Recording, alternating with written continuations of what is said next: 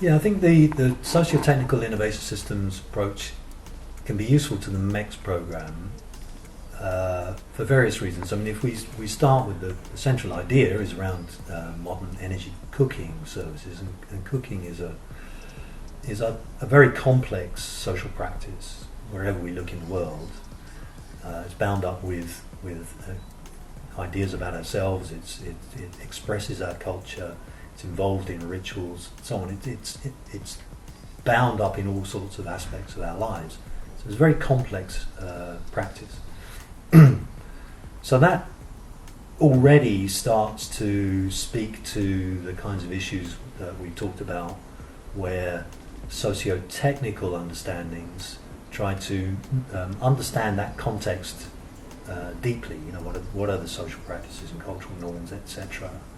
Not just what are the technologies and how do we promote markets to sell those technologies, but actually how does technology fit into people's lives. That's one value of the socio-technical innovation system approach, I would argue, is that we can understand much better how any new clean cooking technologies actually can fit in people's lives, but also how those technologies may give people opportunities to expand their practices into ways that are appealing to them,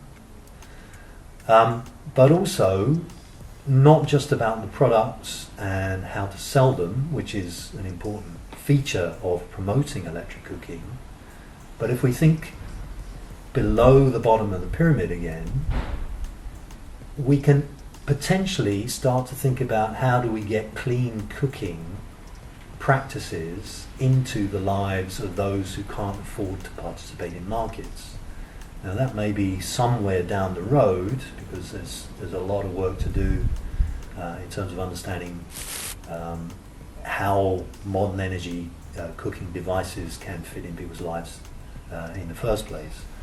But it is a possibility that we can look beyond simply products such as electric pressure cookers and selling them to actually how do technologies integrate into people's lives, whether that's in the home or potentially, as in the kind of example of solar lighting in the Mali school, how do we get them into spaces where they become accessible to the widest possible group of people.